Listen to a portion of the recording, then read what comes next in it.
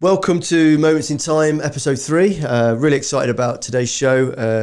Myself and introducing Mr. Nick Corelli. How you doing, Nick? I'm good. How are you, Pasquale? Very good, thanks, mate. Very good. Yes. So, before we start getting into the history of Nick and his influence on me as a DJ, he's an absolute great friend of mine as well. We'll play first record and then we'll get into it.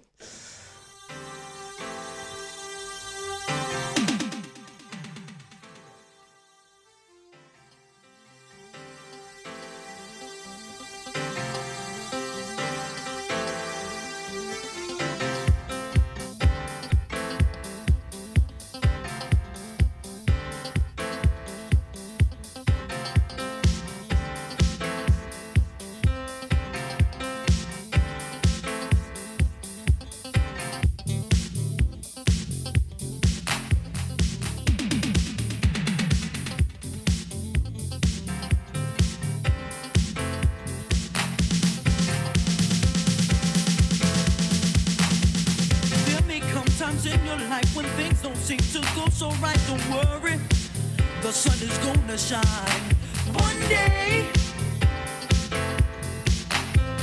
People all over the world, lift your heads up high and keep on trying, it's gonna be alright. Someday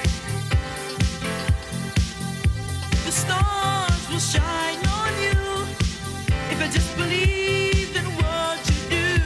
You got to keep on reaching, reaching. You got to keep on reaching, reaching. Never giving up, reaching, reaching. You got to keep on reaching, reaching. Oh yeah.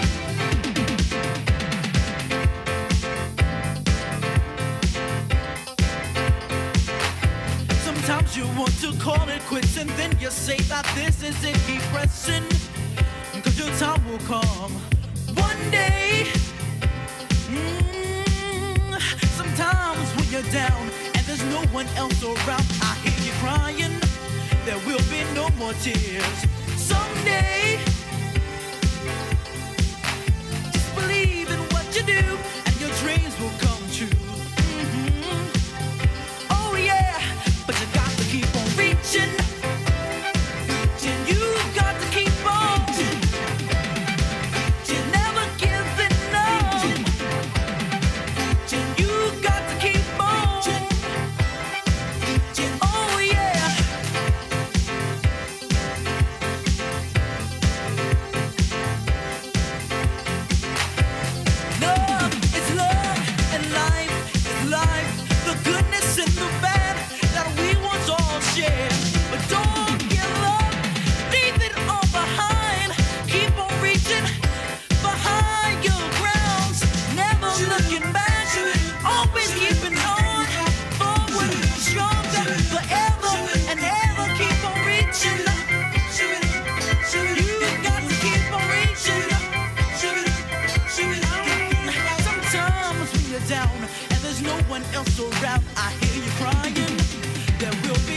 Tears. One day, you got to keep on, keep on, keep on, keep on reaching. You're never giving up. No, no, no, no, no, no. I'm gonna keep on reaching. I'm gonna keep on reaching. Oh yeah.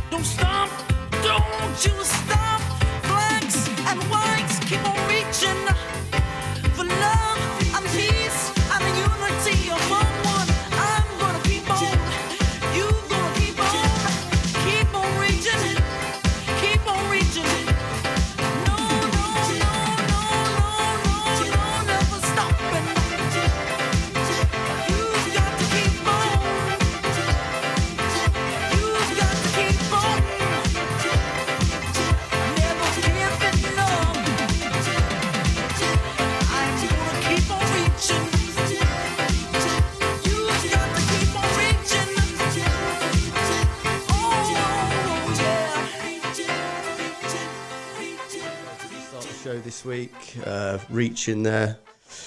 Phase 2, absolute belter. Nick, welcome. Thank you. Welcome. Thank you. Nice, mate. Nice. Yeah, really looking forward to it. Thanks very much for coming on the show. So I guess we'll start where when did you start DJing? Like, what was the years? How did it come about? Sure. I was at uni at the time, and Which uni was that? University of Central Lancashire. Nice. Marketing degree. Nice. Which I didn't finish because DJ kind of took over as I went along. Fair enough. But I have used them skills in the past. It's helped me along the way. Excellent. But it was 93. I was at uni 94. Started going out clubbing quite a lot. Discovered, going to Manchester and Liverpool, we had Cream up the road. Amazing. And we had Hender and all the clubs in Manchester. Okay. Which were like, a great sort of place to hear new music. It was all about hearing the latest tracks and the newest songs, Yeah, great time in electronic music. Then a night landed in an actual university itself called Feel, which was set up by two guys called George and Tim. Nice. Who, did a monthly event with huge guests like Ian Ossio and Matt Roberts at the time, was resident at Cream. John Please Women, their sort of guests, TWA, all their sort of vibe. It was just big house music, really. Amazing. And that kind of sort of kicked me off. I'd go shopping in Manchester quite a lot. Yeah. Started buying vinyl, got myself some decks and just practised hard. Just in your room at uni? In my room, yeah, annoying my probably my flatmates and that, yeah. Yeah. Some of them were clubbers, so it was all right. But did you play out much at that time, or was that just more sort of in the bedroom practising? I got one gig in the second room on a Thursday night, which gave me like 45 minutes, and I enjoyed it. Very nervous, but that was kind of my first ever gig as such. Right, yeah. Back then, 45 minutes, probably about 3 records, right? Yeah, 11-minute dubs and a vocal to finish. Yeah, that's about right. Awesome. So obviously music around that time. You brought a load of tunes today as well. So do you want to play one of the tunes sort of from around that very early time? Yeah, I mean, starting off, I'd say one of the tunes that really blew up for me was that I loved from day one, and I still play it now occasionally. Is by Masters at Work, and it's called "What a Sensation." Cool. Yeah. Do you want to?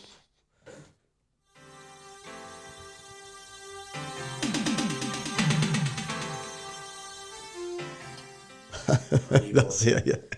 Just press this link on that. Yeah, sorry about that, guys. Technical issues, but here we go.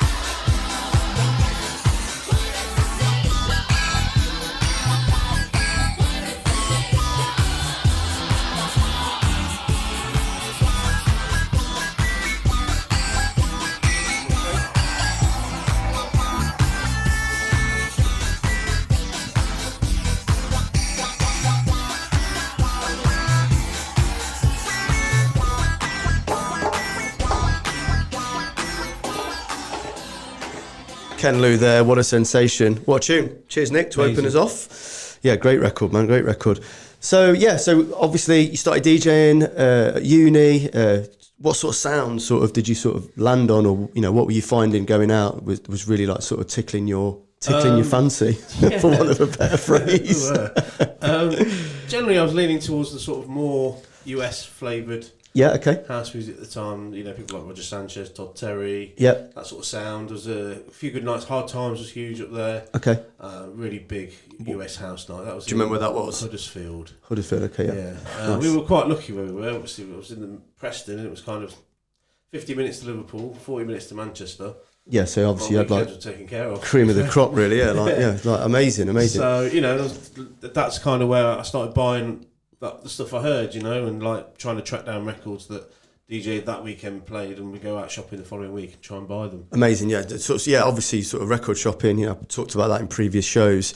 Going to shops, spending full days there. But yeah, what sort of shops were up there at the time? Piccadilly Records, Eastern Bloc. Nice. Which Mike E. Block was also making records at the time. There's a track called Direct, Two Fat Guitars, which was a bit more for like a main room sound. That was a big record at the time. Yeah, okay. So you obviously go in there and they'd have like loads of promo stuff. I remember walking out of the shop and hearing Buckethead's of the Bomb that was played like the weekend before. Right, okay. And I sort of ran back in and managed to snag a couple of copies. Amazing. Great story. That's sort of like things that obviously it just doesn't happen nowadays, does it? It doesn't. Nobody's fault. It's just sort of how it's you panned get it out. sent in an email nowadays. Yeah, link to excellent. download. That's all good. But Nice. I know you've got another tune. I have, yeah. Got lined up for that. This one is Time to Stop. Yep, by the S-Man, also known as Roger Sanchez. Here we go.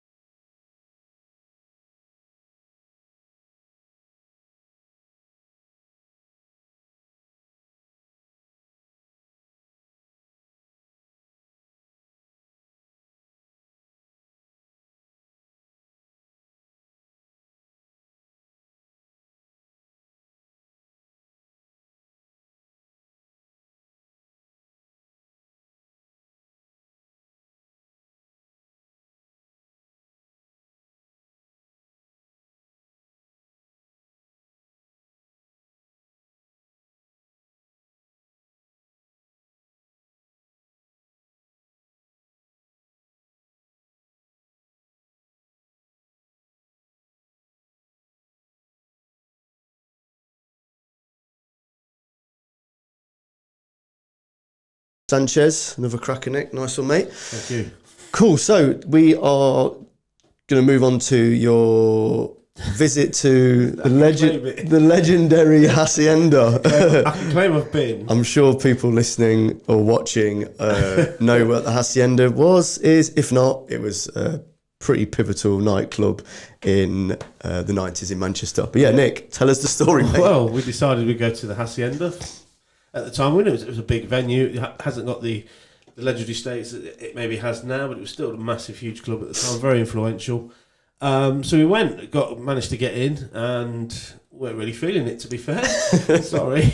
A bit moody in the place, so we got told there was another night called Loved Up the road, which was run by the Loved Up twins, Adrian and Mark, and we ditched the Hacienda and went there, had a really good night called Loved Up, and there were so many nights to choose from on a Saturday night. You could go out on a Thursday night or a Wednesday night, and there'd always be a good sort of house event kicking off. So that was kind of my visit to the Hacienda. But there are obviously tunes from that era that kind of... Of course. It's just interesting. Obviously, you sort of read about the Hacienda being this, pillar of absolute, hedonism. Yeah, hedonism, and I'm sure it was. Yeah, but we've obviously people that talking to people who actually went to the building. The queues are massive. Like I never went, so I wouldn't know. It was a little bit a few years before my time, but it was like you say, queues are big, and the fact is there was a lot of stuff going on around that time that was also unbelievable. You know what I mean? Yeah, there was a lot of issues with security and of course, gang culture and all that kind of stuff. Well documented towards the end, wasn't it? It was, which is a shame, really. But no, I mean, look, it was a seminal club. People like Graham Park, Pickering, and all them boys were all from there, and they kind of have been like legends of the scene since. Absolutely, man. Yeah, for sure. Like, of course. Yeah, no sort of taking away from me. It's just funny to hear the story of the visit. But I can't claim I've been. Yeah, exactly. Yeah, you've actually been. Yeah, that's right. Cool. Yeah. Next tune, Nick. Like, what we got next? I'll go for something a bit more sort of 90s house, I suppose. Actually produced by Alternate at the time, Mark Archer, who did a gig with this last weekend, which was pretty good. And mate, we'll talk about Dance for Dementia a little later on in the show. But yeah, amazing. This is Bells of New York, slow motion. Nice one.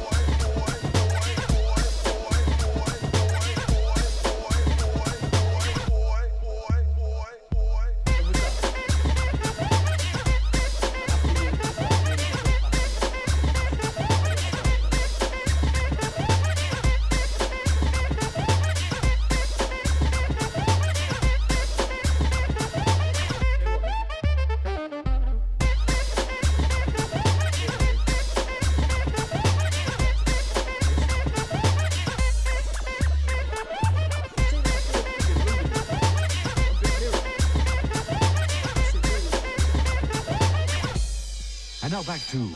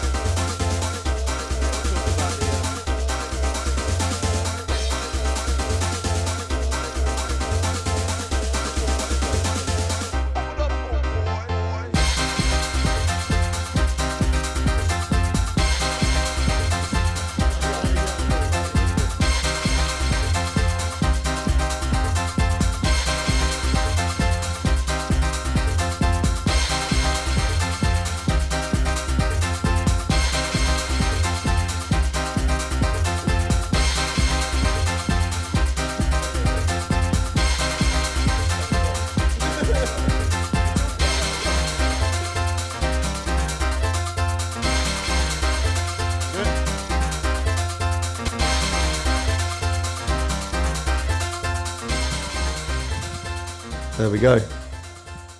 Pump it up, homeboy. Pump it up, homeboy. So, Nick, is that on? I am on, am I? You're on, yeah. Yeah, okay. Yeah, okay, cool. So, yeah, so obviously uni happened. You finished uni, and then you came back to the Midlands. I did. I came home, yes, for a bit. At this point, were you you were ready? You know, in your head, you wanted to sort of pursue music. Totally, yeah. I gave myself. I said, look, I'm going to give it a good crack. I was fortunate enough to be able to do that. I got myself a little job selling tyres and exhausts. Amazing. Where was that? Big City Tyres. Big City Tyres. Nice. Is that still there? That's one for the heads. Is that still there? It is a tyre place still, yeah. Is it? Amazing, amazing. There you go. So yeah, I've got a car as well, so only 3 tyres. I'll sort you out. I'll fit him for you as well. So yeah, I just gave it a crack. Practiced hard every day when I wasn't working. Yep. And just tried to put on a few gigs. Went to a few places in Loughborough. Yeah. Okay. Tell us about that. I think it was called Peggy's Bar. Peggy's Bar. That's where I started as well. Yeah. Was it? Yeah. Tuesday nights. There you go. I got a Thursday. We've done that. Hey. So I think there was like the barman, the manager, my sister Gina. Yeah. Came to a lot of my gigs early days. And a pit bull terrier ran through the club. Right. And Okay. that was the only customer they had all night. I mean, yeah, that's So yeah, it's a rite of passage, right? Totally. So I decided I was going to go for it. So I got a demo tape together. Yep. In them days, we did tapes, and I said, like, if you make one mistake, it's too late. You can't go back and start again. That's a fact. Yes, for our younger listeners, like recording mixes online now is much easier than sort of having to live record onto a tape and not make mistakes. But I guess that's technology for you, right? Exactly. A bit more planning involved, I suppose. Yeah. So yeah, I sent it off.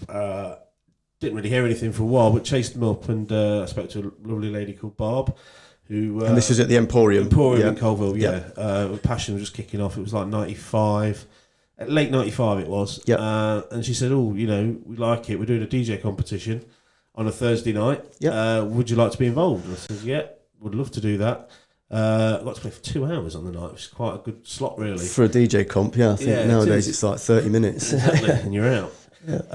But yeah, so I got my date, got set to do it. Driving there, me, my sister, my cousin Michele, came over a hill, brakes locked. I think it was it'd been raining, it was a hot summer, and obviously there was a lot of oil on the road and so on.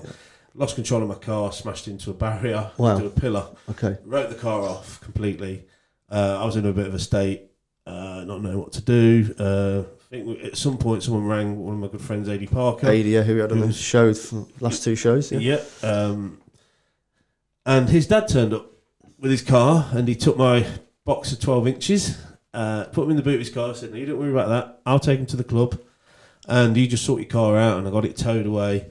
And then I went and did the gig at the club. And through that, it kind of spiralled to being offered gigs at their sister club for a monthly residency there in Loughborough called Crystals, which you'll know pretty well. Had a really decent house room, to be fair. Yeah, it was really good in there. Yeah, it was really good. And that kind of fed through because the guys that owned that club also owned the Emporium, so it was kind of like earning my spurs, I suppose. Wasn't of course. In a way, and kind of like making sure I was right. And then through that, eventually in April 1996, they asked me to do the back room at Emporium, second room, which then became in the future became the Red Room. It was called the Amphitheatre at the time. Yeah. And they offered me a 4-week trial as resident. So, the rest is history. Yeah. But it's one of those moments where if I hadn't have, maybe if I'd have had the accident and decided to, I'm going to go home, I don't feel great. Which would have been totally fair enough. Understandable. Yeah. But, the fact that, I took the opportunity and did it, it was like one of the sliding doors moments. Yeah, absolutely. Who knows where my life would have gone if I'd have gone that way. Had that not happened, yeah. So, big up Adie's dad. Yeah, thank you. Big up Gina, as always. Yeah. And, absolutely amazing. So, if you got... do you remember what was on that demo tape? Records. Well, What a Sensation was on there. Was it? Okay, yeah, the first tune we played today. I've always got a habit of throwing in random records. Yeah, I do, yeah. Over the years. Yeah. There was Dead or Alive, Spin Me Round. Right, okay. Last tune. Yeah, was your last tune? Nice. There was all sorts on there. There's some like... I think Adie's got a copy, I'll have to sort of... Adi, we need that. We need to hear that. I want to put it up on SoundCloud and see how terrible the mixing is. I don't know if you can push tapes onto SoundCloud. There's a way. Yeah. But obviously with Passion and the Red Room and all that kind of stuff, there's which we'll go into a bit more in a moment. But yeah. I'd like to play a tune from. I think this sums up kind of like the history of the whole like back room and some of the tunes. Yep. Okay. And it's a record I still play now. It's called Cassius Lamouche. Amazing. And great artwork. Yeah, it is fantastic, and it's just an absolute killer of a record. So let's do it. Select it.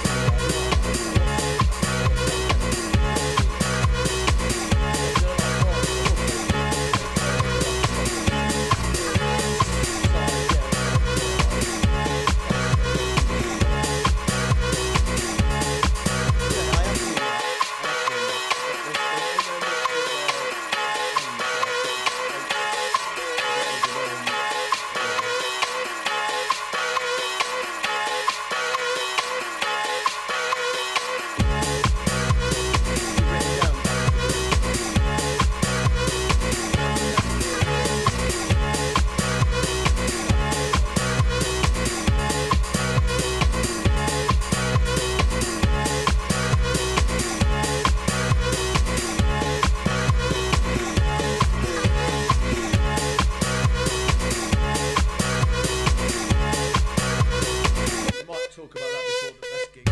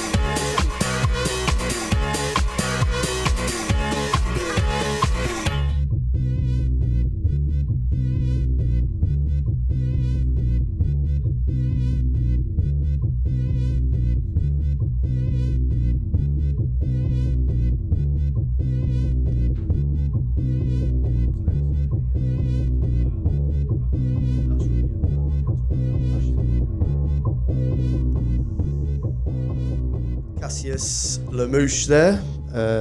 Yeah, absolute cracker, great That's what they artwork. call a banger, isn't it? That is what they call a total banger. So obviously you got your residency at Passion. Yep. Sort of got your feet under the table, impressed after your 4 weeks trial. 'Cause obviously you were there for many years. Yeah. I mean, tell us, Okay. tell us about those times. Sort of Sure. those early years. I mean, the early years were just crazy. I mean, it was a club that held 3,000 people. Yep. Whether that was legal or not, we'll talk about it another time, allegedly. But they'd Allegedly, be yeah. queuing up from 6 p.m. to get in. Yeah. We'd get to the club. We'd get there I used to do the opening set, so I'd be there for 8:30 and the queue would be round the block already. Mental. We'd fill the club in about an hour and we'd actually fill up other clubs around the area by letting them know there's a few hundred people that couldn't get in here coming to York. Right, okay, yeah, Like same. Progress and all that kind of stuff. Yeah, got you, yeah. I'm not saying that they didn't fill it themselves, but obviously... Of course, yeah, it all know. helps, doesn't it? Yeah. It does. But yeah, I mean, it was just insane times. I mean, the club was ran by 10, full on from 10 o'clock as well. You didn't really play warm-ups. No, I remember sort of going there sort of 98, 99 time, and that's the one thing that really sort of struck me, is that it was just full on straight away. Yeah. It was rammed, Just for people sort of that don't know the Emporium, it was, it's the home of Passion.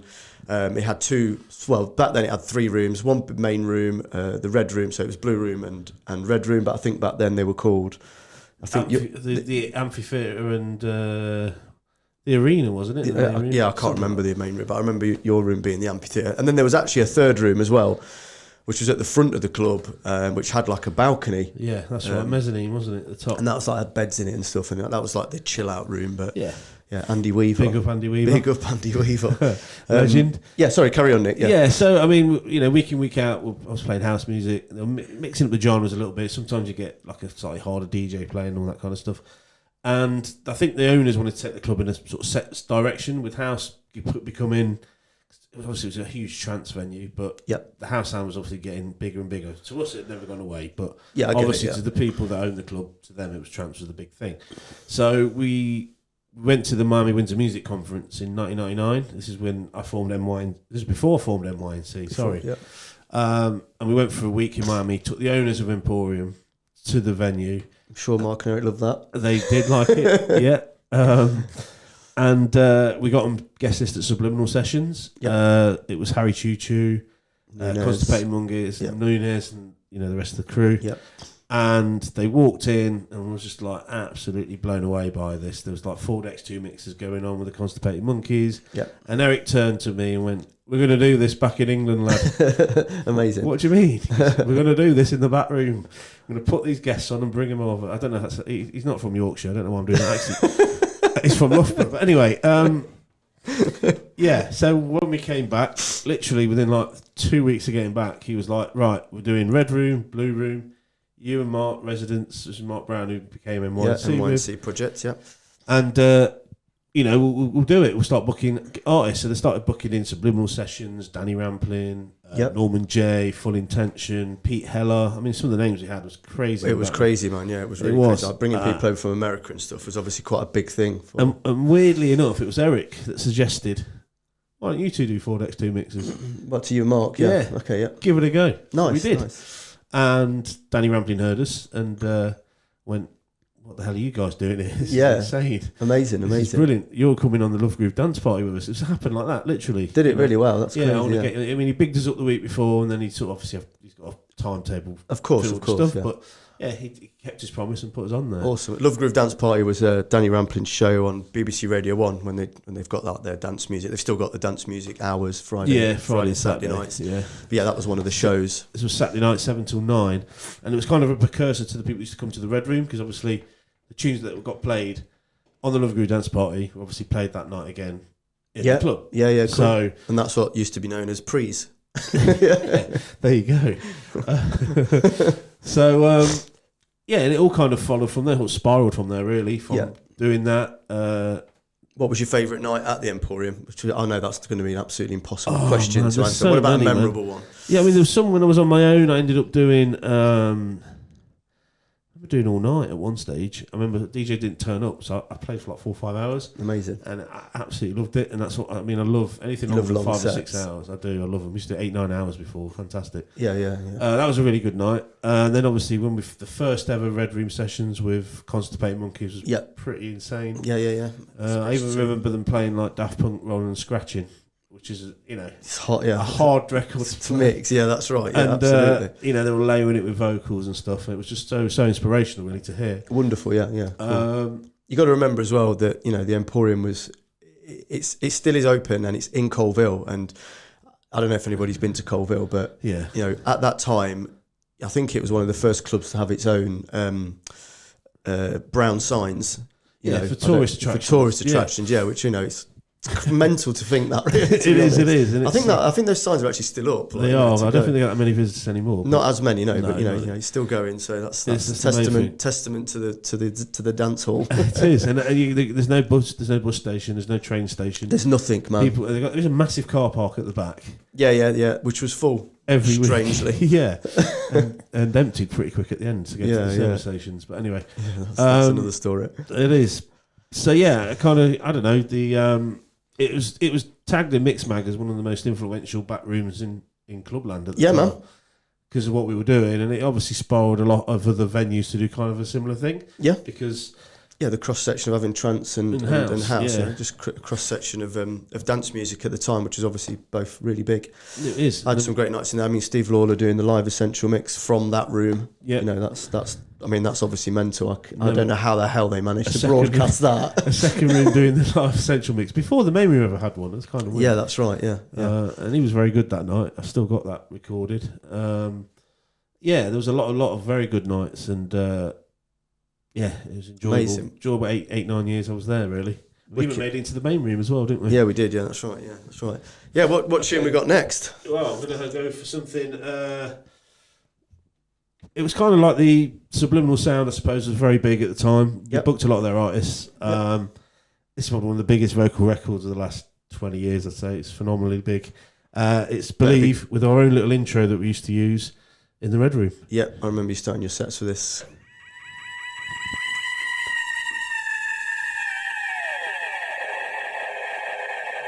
Can you dance to my beat? It's cool, man. It's cool. Do you remember house?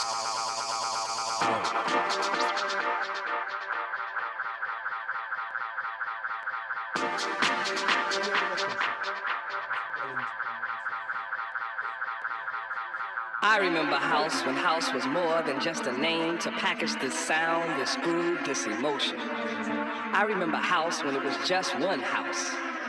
I remember house when house had artists, songwriters, and personalities. I remember house when you didn't have to be a DJ just to be into house. I remember house when house was broke. I remember house when house was done in the house. I remember house when it was a spiritual thing. I remember house.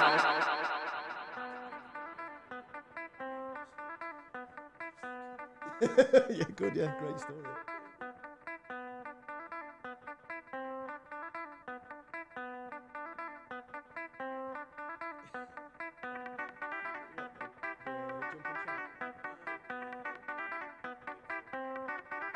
Oh yeah,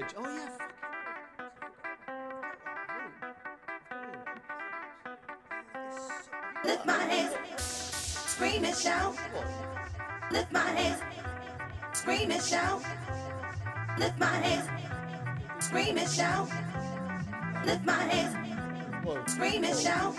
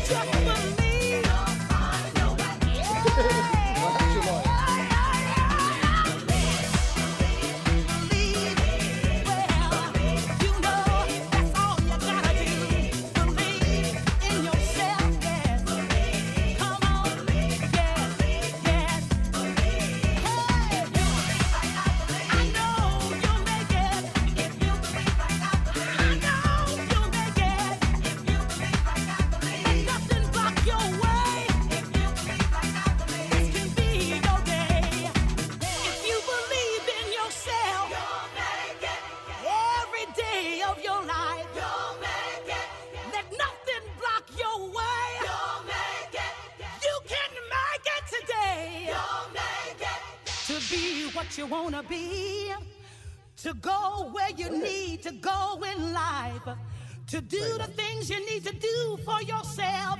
All you gotta do is believe. Just hold on and believe in yourself. Just hold on and don't let go in life. Just hold on, 'cause everything will be all right.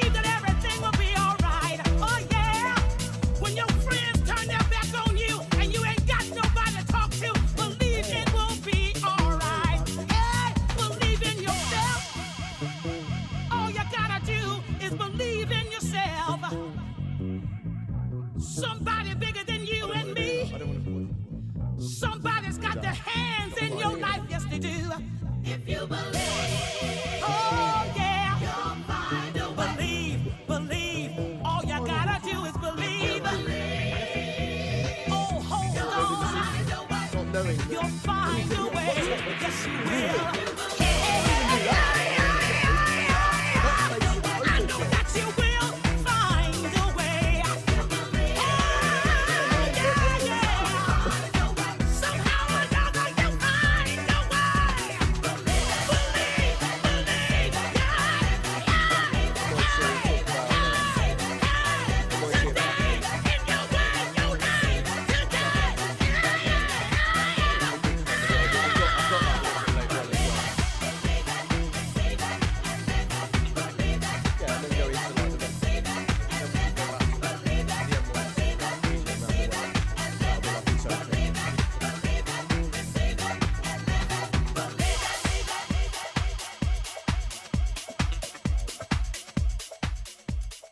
Believe, Ministers de la Funk there, Believe, you know, certified classic there, Nick. Absolute massive record.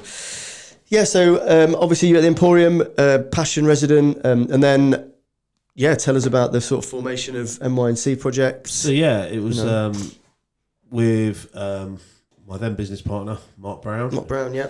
And we formed MY&C. It's only our initials. It's not anything like American. Yeah, Mark Younghead, Nick Corelli. If you're in, people might not know that still. No, that's very true. And if you're in Eastern Europe, it's the Ming Project. I'm good at accents, me. We formed 4 decks, 2 mixers, similar to what Constipated Monkeys were doing. Yeah, so off the back of sort of seeing them and it kind of inspired you to sort of do that. Yeah, massively. Very different musically, my I add. As well, we are. Yeah. Well, yeah, and we just kind of did it on the fly. Really, there was never really any planning to it. Yeah, and we just turned up every week and used vinyl. Mixing on 4 turntables at once. Wasn't always, spot on and tight, but we did a lot of things off the cuff that just, very spontaneous. Yeah, for sure. It was, and it was great fun, and it just added an element for us as a duo to kind of get noticed, and people like Danny took notice. The Subliminal Camp, they invited us to play Ministry of Sound. Amazing. And it wasn't, he said, you play main room, you're not doing ready for the main room and all that. It's kind of like you have to kind of play the bar and all that kind of things usually, and we were kind of like fast-tracked into the main room. Amazing. Lucky enough to play the opening night of Circus for Youssef. Oh, really? Oh, cool. Yeah, I didn't know that. Opening night for him. It was a really good gig. And, wicked. Got gigs at Cream in Liverpool, and it's just started to kind of... That Nation. Yeah. Yep. And... through that we kind of got an agent and, started the whole, circuit. Touring DJs. Touring DJs, yeah. Yeah. Some of the places obviously you've played in the world. We'll talk a little bit more about that later on. But yeah, surely like I remember obviously seeing you play sort of on those 4 decks and 2 mixes, and it's a sight to behold. It was really, really cool. Obviously, you got to remember back then it was like 4 turntables, not CDJs. I think you moved into the CDJ? We did, type, yeah. But we did eventually become like, we worked with Pioneer closely for developing the CDJ 1000s when they came out. Yeah, wow. And the 2000s as well. And we used to do all their BPM demos and all that kind of stuff. Yeah, amazing, man, amazing, cool. Yeah, I mean, obviously, sort of, watching you sort of manipulate those records at that time, like I say, there was no looping, it was just record on record, going backwards and forward. You had like 2 mixes, you had a set of decks each, basically. We did, yeah. And that was sort of a nightmare to set up, as I remember, as a promoter. Yeah, I think it can work in your favour, but sometimes, It was okay in the Red Room because obviously that was a really long DJ box. But you could have about 6 turntables in there, no problem. Have you got any stories there of like turning up to clubs to play as a duo and then it just being... It's just a nightmare. Some promoters just book you and go, right, well, I saw 84 decks, 2 mixers, no problem. And you turn up, they have 1 set of decks there, another set of decks behind Mark, or they'll be on top of each other and there'll be like really bad second mix, like a 2-channel mixer. And ultimately we say, look, we're going to go back to back here because... Well, you just can't do it. You can't perform. Some places had like terrible sound because they hadn't really planned ahead of how to set it up through the master and the slave. Yeah. And, it was just, with vinyl as well, you've got to be very careful with, vibrating decks. Yeah, so they probably would have had a setup for like 3 vinyl, but never that sort of extra bit of space that needs to be sort of concreted underneath or whatever. Or they just put like a trestle table out and it just wouldn't work. Yeah, of course. Yeah, funny to like, obviously, it looks all glamorous, doesn't it, DJing? But the reality is sometimes it's an actual nightmare. It can very much be, especially when you're performing in front of people. That's for the sure. thing. Yeah, exactly. And all they see is like, this isn't right, and we're the ones at the front getting the stick. Totally out of our hands. But 99% of the time, it was fine. The people we worked with, the further we got, were just always on the ball, making sure everything was set up right. We even had like someone help us out with some sound engineering for a while as well. Amazing. We used to go into the club and set up early doors and help us out that way. Like a band. Well, yeah, it was. Right, Nick's going to pick another record now, and what we are going to talk about after this record is when Nick and Mark had a record shop in Leicester. Some really class stories from that, so I'm really looking forward to it. Nick, what we got lined up? I suppose it's a bootleg, isn't it? Do we still say that? I think, a mashup. Yeah, Jack the Beauty. Talk about this record and its history and who made it and stuff. It's actually. I just remembered I actually own this record as well. It's one of these records that I've had for years and years on vinyl. I've got a digital. I've ripped it on to digital because I still play it out today. Yeah. I will be from now on. It's a record where it just fits into any set. Ultimately. Yeah. It can be a get out of jail record. It can be a set starter. It can change the mood halfway through a set. Yep. And you can go any direction afterwards as well. It's really, really versatile, and it's an absolute banger as well. So here we go. I mentioned Bob Bass and Jack's after. It's coming.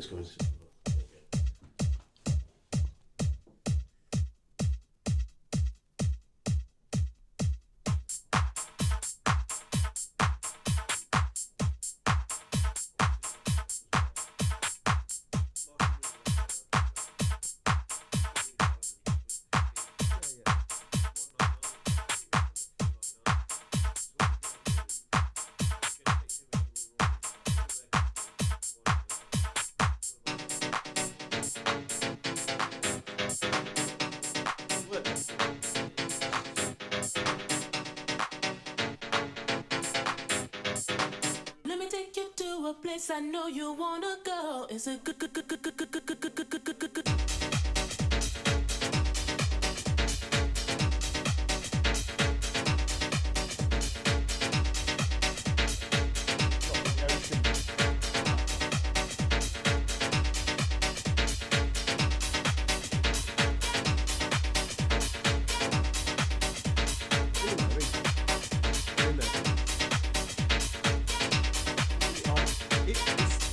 Very similar to what it was.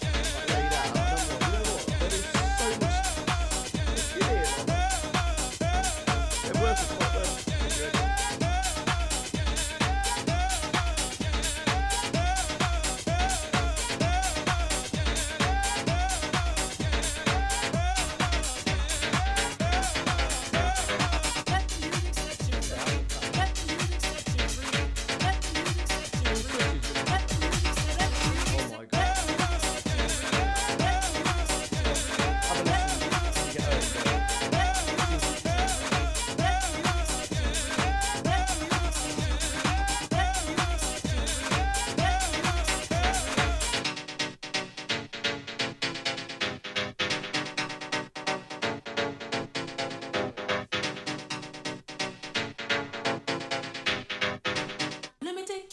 Place I know you wanna go. It's a good.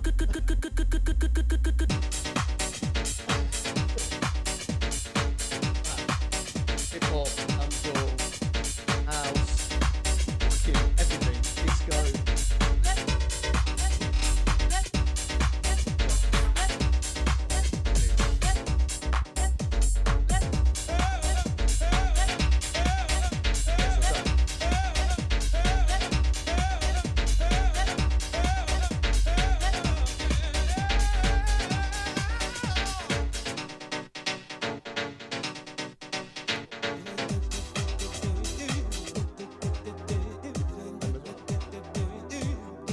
I remember this had 4 tracks on it. The other ones, I'm never interested in ever.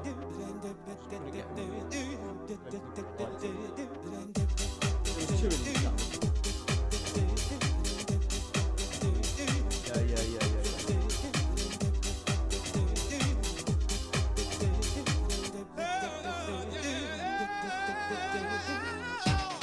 Yeah.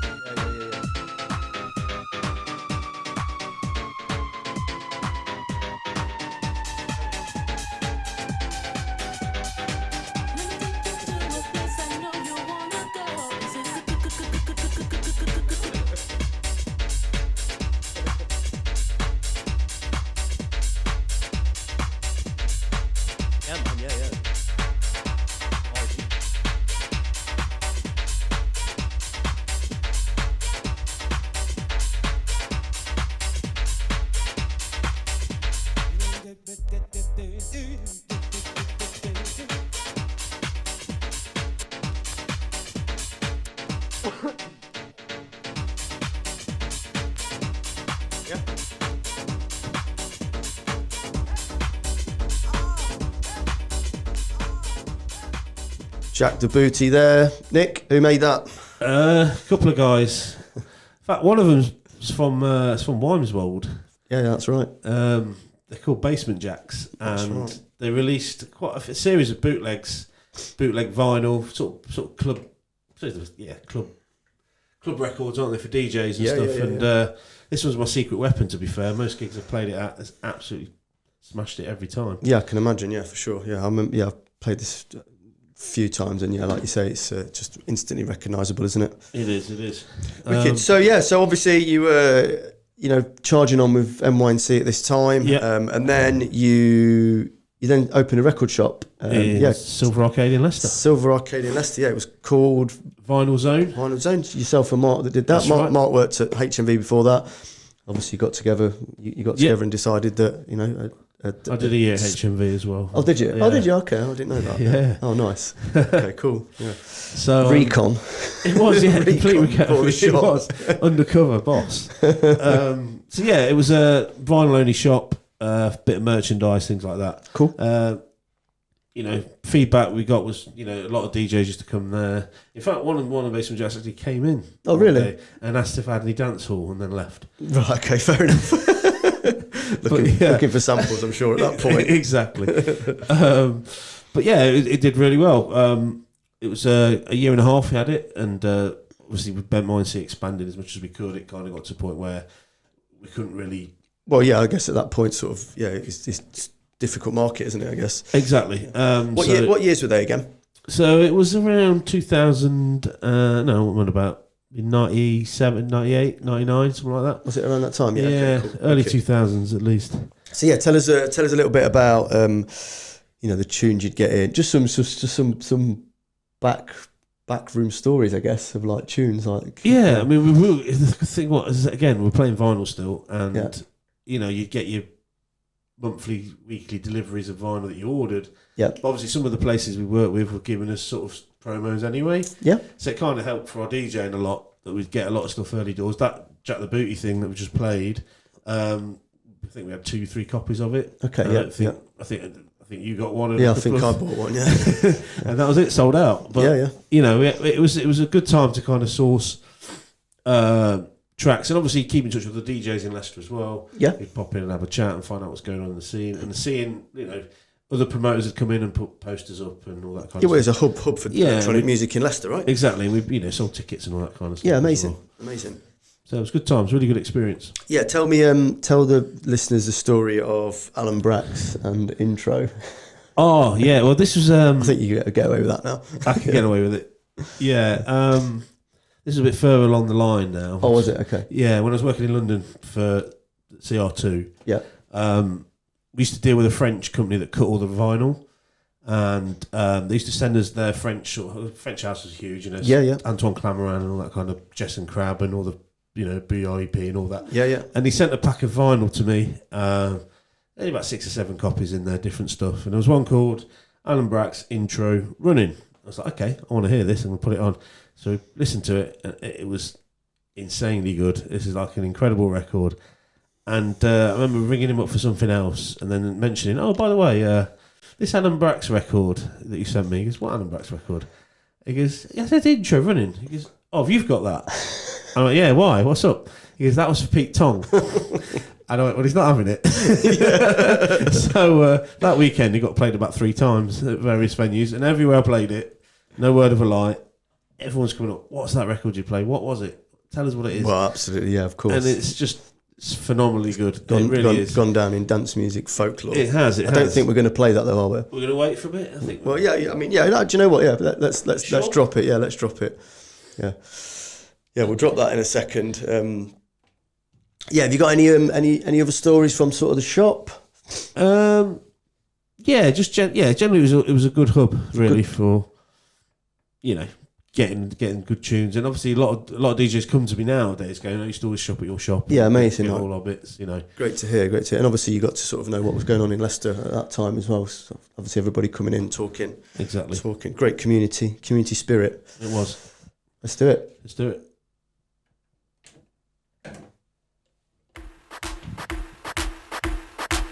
that's fine. I didn't think we were going to play it. I don't know why. I didn't have it in my head.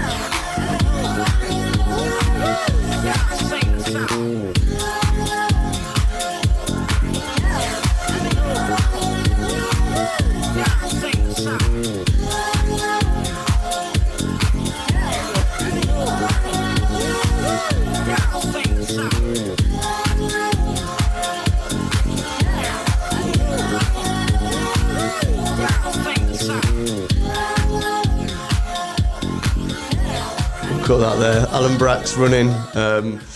Yeah, as Nick said, just like any French house song, just no end. Just keep going. Outro. No It's outro. it's up to you to mix out of it. Do something creative. Go on. That's more for the DJs, I guess, than Yeah. the listeners. Amazing. So, so obviously you've got doing the record shop. Obviously DJing all over. You've got a great story about a Creamfields gig that you got booked for as NYNC. Do you want to tell the listeners about this? Yeah. This is actually my favourite story ever. Strap in. So yeah, we were due to be playing there. It was I think it was an hour set, and in the morning before we set off, I get a phone call saying, "Nick, it's my parents. Got to help us out today. Yeah. We've got a really busy day."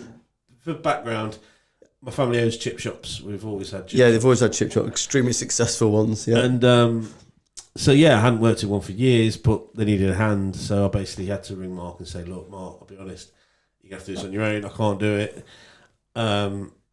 What's wrong? Well, they've got no staff basically. you've got to help the family out. That's it. So Above everything else, right? So exactly. So I went and worked for them, Miss Creamfields, and during the day I'd get these random phone calls from people at Creamfields at the time, going, "Can I order some chicken and mushroom?" So they were ringing the shop, ringing the shop. So a few people found out. I think it was Danny Rampling kind of felt it was a very upstanding thing to do, and well done for doing it. Yeah, absolutely. And from that moment on, my nickname was Chip Shop. And did Yusuf have something to do with that? Quite a few people did, yeah. Yeah. Steve Mack, Yusuf, and that was it. I used to be known as Chip Shop, and that was there we are. Great And, stuff. One of the tracks I was due to play, Yeah. which is a big record. It actually came out of quite an organic build, really. It's from a guy called Quentin Harris. Yep. And it was just a beautiful record. It kind of had lovely strings, and it just built and built. And obviously, I can get to play it, but Mar did, I'm sure. Yeah, amazing. Yeah, we'll play that now, and then after this, we'll start talking about the essential mixes that you did, the very one essential mixes. Yeah, very excited to hear about that, and I'm sure the listeners are too. This is Quentin Harris. Let's be young. Let's be young.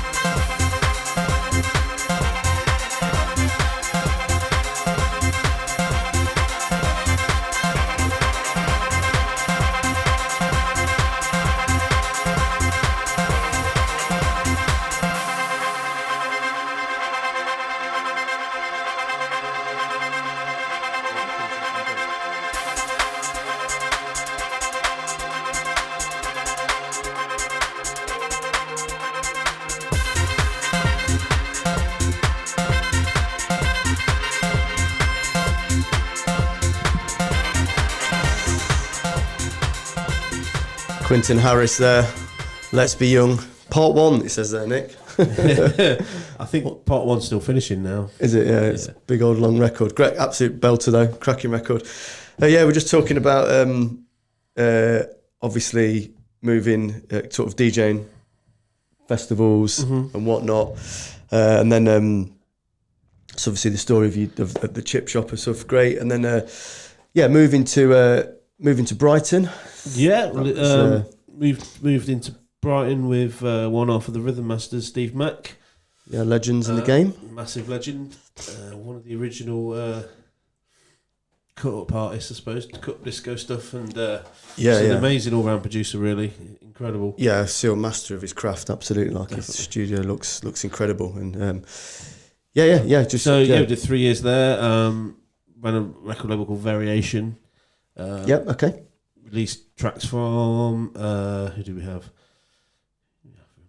Oh yeah, Circuit. You had the drum bums. Yusef and Steve Mack. Yeah, that big track. I think that was released on that was. Variation. I'm sure it was. Yeah, and there was a track called "Wanna Party" with Paul Wolford and Mutiny. Yep, which is a rather big record. And we did a collaboration with Steve Mack and Pete Tong.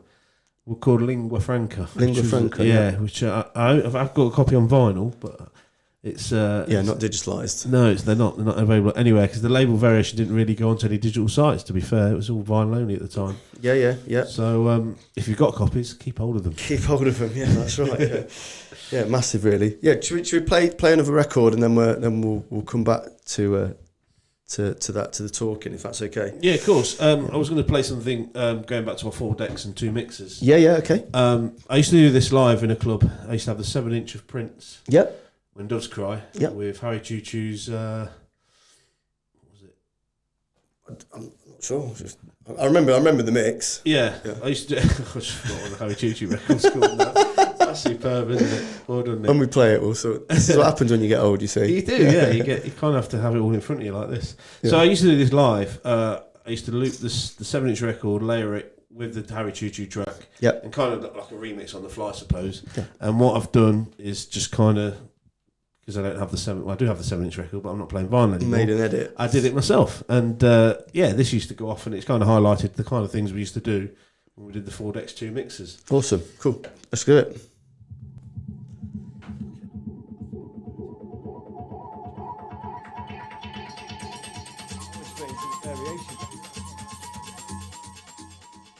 Yeah, and then we'll start talking about. Sorry, mate.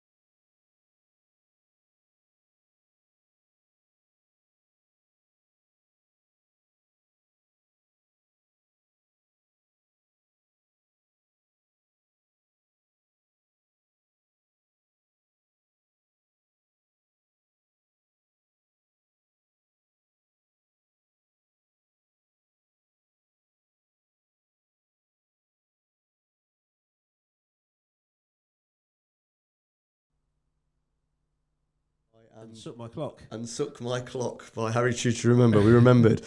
Another thing we forgot is that before we played the last record, we were going to start talking about your essential mixes and your productions over the years. Yes. So, Nick's done 2 Radio 1 essential mixes with MY&C Project.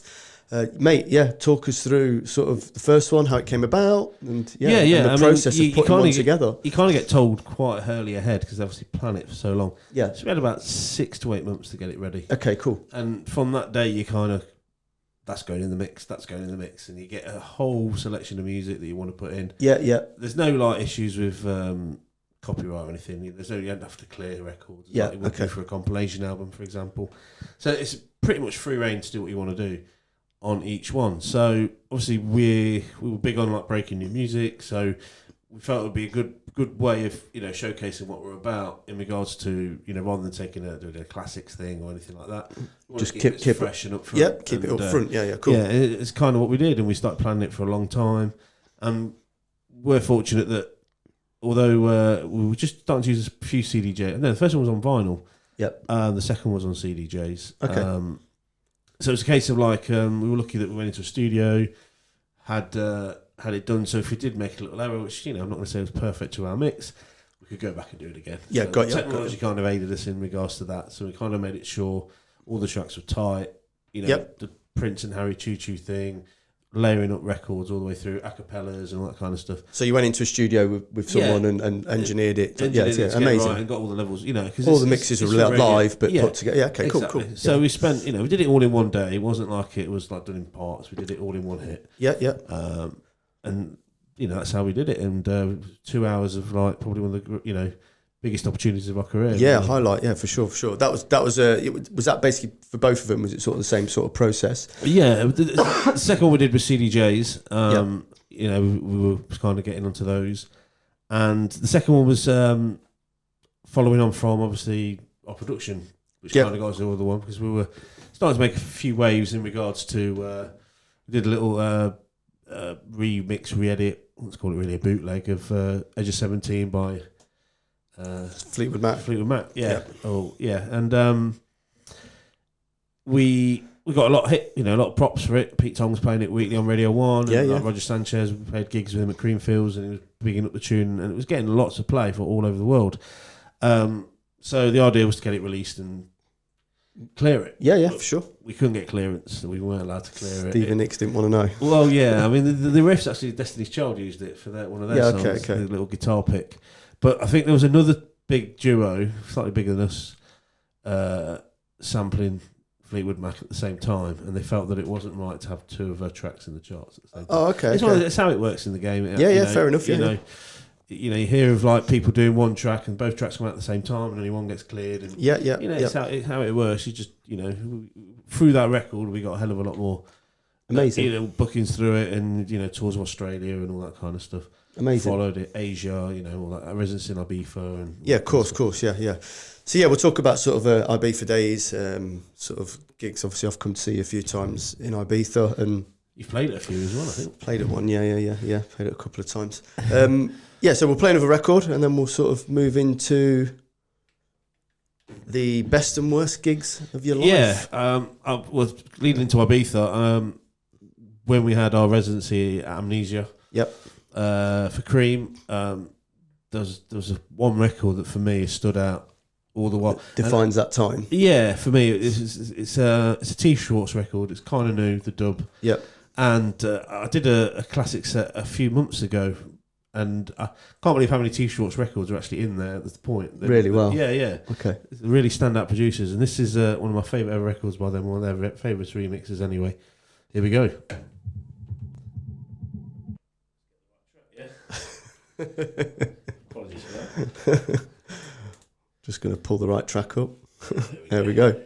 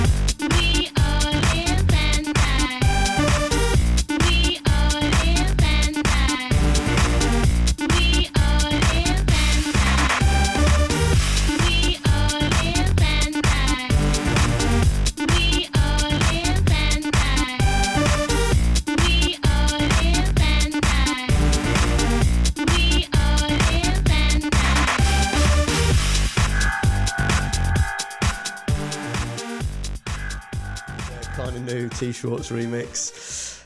So Nick, tell us a bit about sort of some of the gigs from around the world that that are memorable to you, and I guess sort of when DJing sort of around the world, I imagine you can obviously keep to your sound as much as you can, but there'll be sort of different cultures that sort of have, I don't know, tell us that. Is that sort of the case? Or generally you stick with house.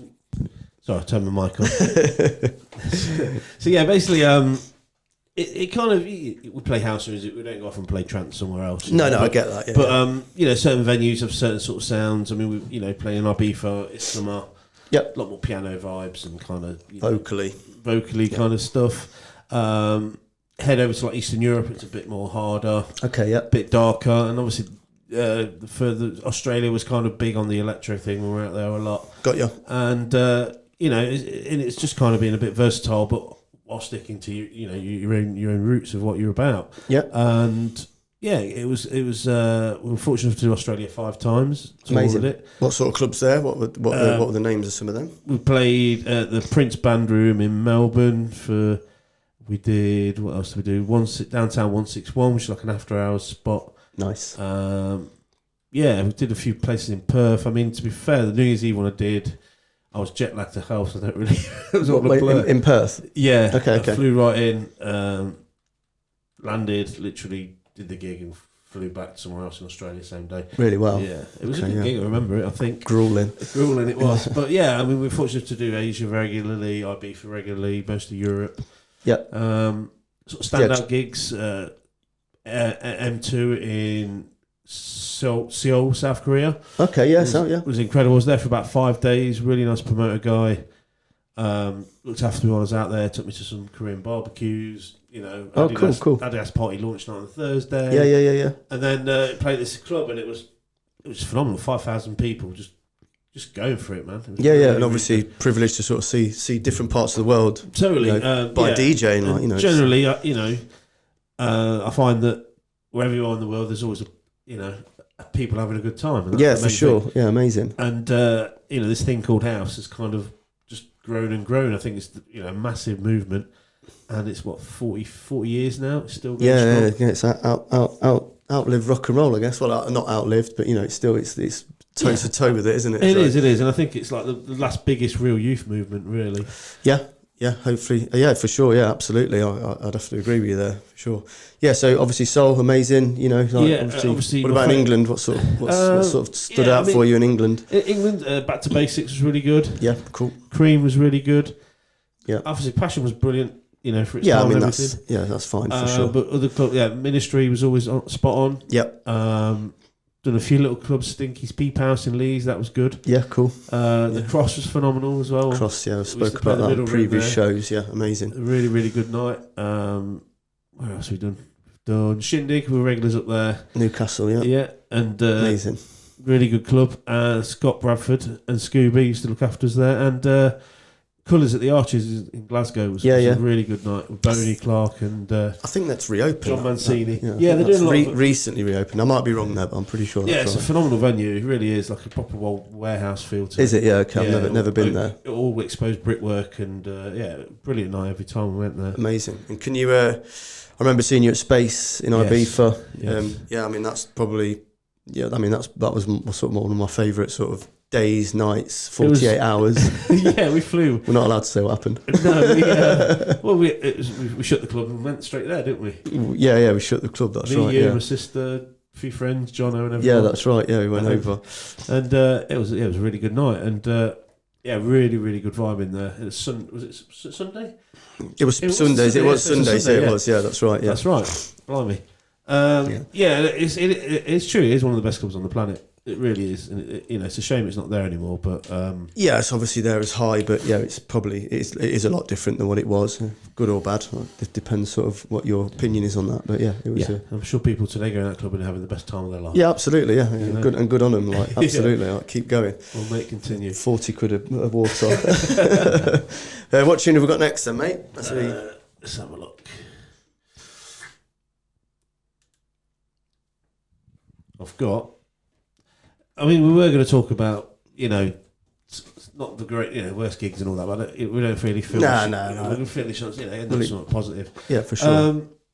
I suppose a track that's kind of, it's quite intense, but it's got such a groove to it that kind of sums up kind of what I'm about as a DJ. So yeah, great stuff. Yeah, that's it. That's what today's about. So that's great that you're picking out these tunes. And it's from one of my favourite ever albums, Homework by Daft Punk. In my opinion, their best album.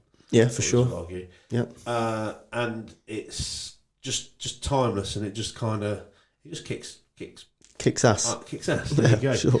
And I feel it's a perfectly good tune to smash out. Cool. Right, let's do it. Daft Punk, Burning.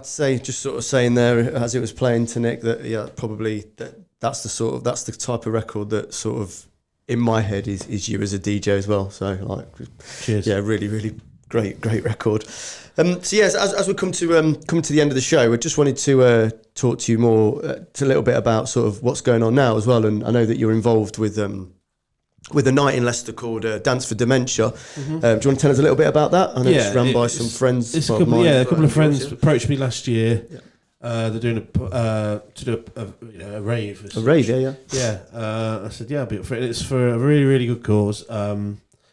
Katie and Liz, they run it. Yeah. And Katie's got a dementia hub in Leicester. And amazing. Needs to raise money, obviously, because it's not easy getting funding for things like that. Yeah, okay. So, hence the night. And first one we did was with Shades of Rhythm. They did like a live thing and cool, DJ, and it's just really, really good. Really, really it was busy. Fantastic night. Really nice to see like an older crowd. Yeah, for sure. They grew up around that time and went out clubbing. Yep. We can't do it every week anymore, unfortunately. So yeah, and from that it's kind of expanded. We did another one in August. It was an all-dayer. Yep. We had DJ Fades, myself, DJ Kinetti, and a few Leicester heads as well. Yeah, cool. And they've all sold out, haven't they? Every single one so far, yeah. Which is amazing, like raising obviously a lot of money for Katie's Dementia Hub as well, which is great. What sort of obviously the music and that helps with the condition, you know what I mean? Yeah, it does. It kind of you can see people, respond to music when they've got dementia. It's important for triggering memories and so on. Amazing. So it's a great fund. It's a great night. We just did one this weekend, just gone, with Alternate and Master Safe with Leicester Legend. Yeah. It was a really good night. It was really, really good. And we've got another one in May. Just tell us a bit about the one in May. Is that all? Back at OMC. OMC, yeah, cool. Which is Frog Island. Yeah, that's right. And we've got LSD, Fades, and the Residents as well. Awesome. It'll be an outdoor event. Hopefully the weather will be good. And check it out. Amazing, great stuff. Great to see such a good cause as well being sort of supported and legends in the game, right? Coming to Leicester, so that's wonderful. So we're going to end on Derek Carter. Where you at? Derek Carter, obviously, Bumpty Bump legend. Bumpty Bump legend, yeah. He played when we did the Red Room sessions in the main room. Yeah. He's one of the main guests, and that whole vibe of like the whole classic sound, the Greenskeepers, Chicago house, right? Yeah, totally. It's the roots, isn't it? So, this song was massive for us for a long time. It still gets pulled out every now and then. Yeah, I'll drop it every now and again. Yeah, it's just brilliant. Awesome, mate. Yeah, Nick, listen, thanks ever so much for coming down. I really appreciate it. It's all right. Thanks for having me, mate. It's been a real good show. We'll see each other in the future. And make sure you get down to OMC for the Dance for Dementia night. And we'll see you next time for Moments in Time. Thanks ever so much. Thank you. Take care.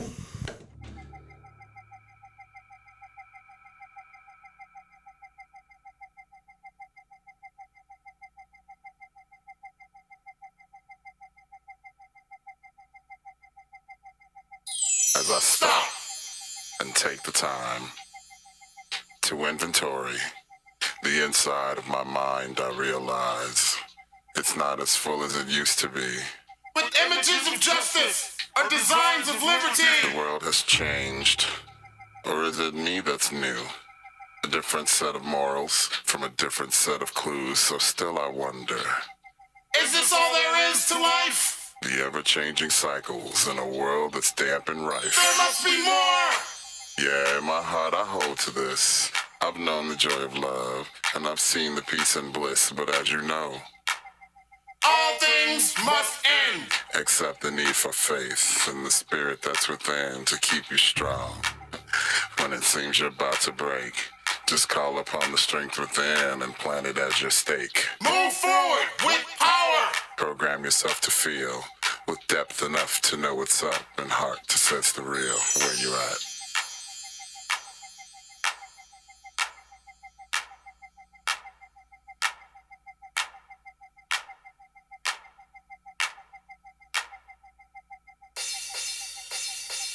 And now a picture for the frame we've set aside. Below the baseline, a secret place awaits for us to hide, to pass the time, as the war goes on and on. A post-apocalyptic sunset, post-apocalyptic dawn. With just the thought of the world we once possessed. A place that wasn't ours is just a house with an address, a false existence. Wrought with fear and mistrust, a life inside a box. No life inside of us. Find your soul. Use your inner voice. The road less traveled is now the path of choice. Realize. With time comes change. New attitudes, new values, priorities rearrange. Move forward with power. Prepare yourself to see. Wear your shield of justice and wield the sword of liberty. Move forward. Move now. Program yourself to feel with depth enough to know what's up and heart to sense the real. Where you at?